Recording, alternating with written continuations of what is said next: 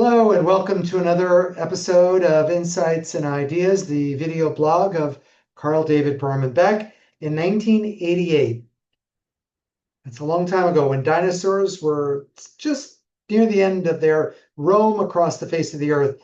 I began a very exciting job right after law school, a year after graduation, as executive director of the Lawyers Committee on Nuclear Policy, based at that time in Lower Manhattan, and currently today, very prominent and located basically right near the United Nations in Midtown Manhattan. So, what was that all about? Well, I was always a peacenik and I always hated war. And I had a law degree and I had the opportunity to go work for this not-for-profit think tank led by lawyers and law professors and peace activists committed to the idea that international law had something to say about nuclear war and nuclear bombs and nuclear weapons and the use of these horrific atomic bombs and hydrogen bombs to cause mayhem amongst humanity. So it was a very inspiring and fascinating experience as a young lawyer. And as a young law school graduate, always seeking to learn more and open my mind with respect to legal ideas that dovetailed with my underlying philosophy as a peace person. All right. So one of the things I did back in the 2 years that I had the privilege to lead that national organization, LCNP, Lawyers Committee on Nuclear Policy, I drafted for them a statement on the illegality of nuclear weapons. And of course, I wasn't alone in doing that. I was not a law professor. I am not an academic.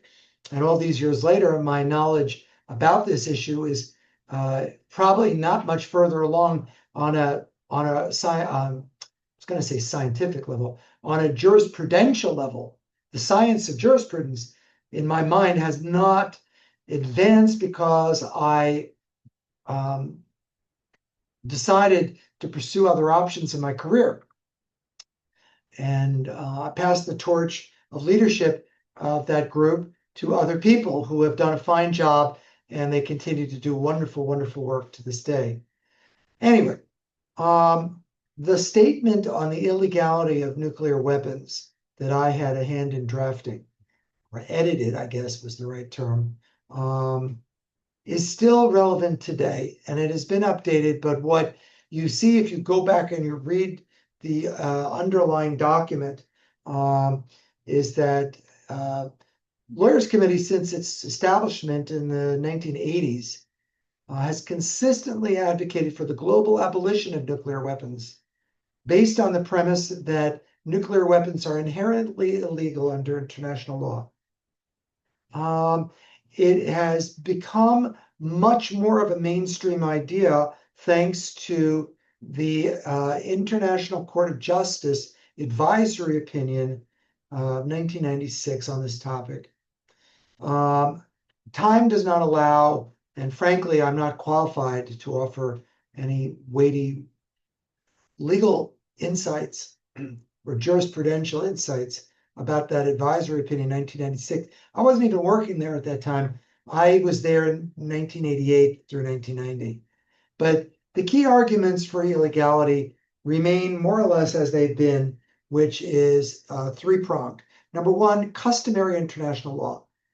So under the sort of evolving traditions of international law that have gone back probably centuries and relating to war, the idea that such a weapon as a nuke could be legal violates certain fundamental principles of customary international law, including the indiscriminate and devastating effects of a nuclear bomb explosion. There are principles in customary international law protecting civilians and neutral states from the effects of war. There are also principles in this customary body of law that goes back hundreds of years, prohibiting the infliction of unnecessary suffering on populations, be they civilian or military. There are also ideas in customary international law that look towards the safeguarding of the environment. And there can be no doubt that a nuclear bomb explosion does devastating harm to the natural environment.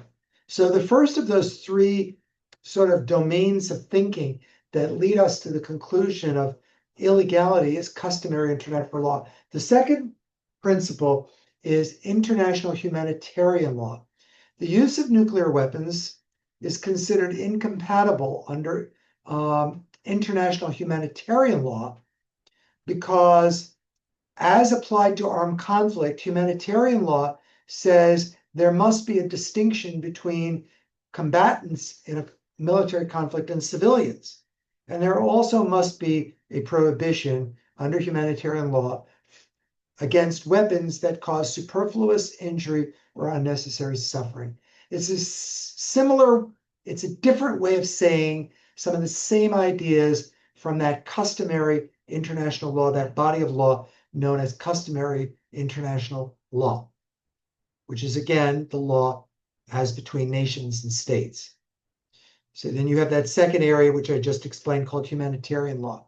And in that lens, and from that point of view, there is more or less an understanding that the use of nuclear weapons is a very, very problematic activity and probably violating humanitarian law principles. The third idea, which is even more important, some would argue, or perhaps fatal to the use or threatened use of nuclear weapons, is the Charter of the United Nations. Any country that participates in the United Nations, and I believe most, if not all, of the world's countries participate in some fashion in the United Nations. The threat or use of nuclear weapons is considered to be contrary to the United Nations Charter. So I was very honored and frankly benefited to be involved with the Lawyers Committee on Nuclear Policy, LCNP, for that brief period from 1988 to 1990. I have continued to support this group in an advisory capacity, even though my career has gone much more in the direction of poverty work and litigation. And in fact, today, my primary emphasis as a practicing attorney is criminal, family, and appellate litigation.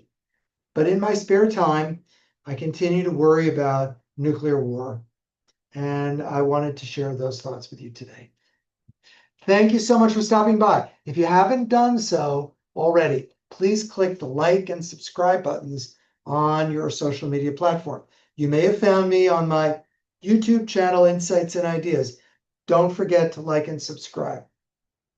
If you found me on my Facebook feed called Insights and Ideas, kudos to you, and please follow me there. If you just happen to be somebody that saw me on LinkedIn, I'm honored and blessed that you clicked through today. But the reality is, video blogging is not all that it's cracked up to be. Most people today are into podcasting. What is that? That's a way that you can take your conversation and your interview and your audio that you're listening to and go outside or drive your car with it. This is a video that requires you to sit down and watch me. So I'm truly grateful that people take their time to watch videos, because honestly, I don't know how podcasting works.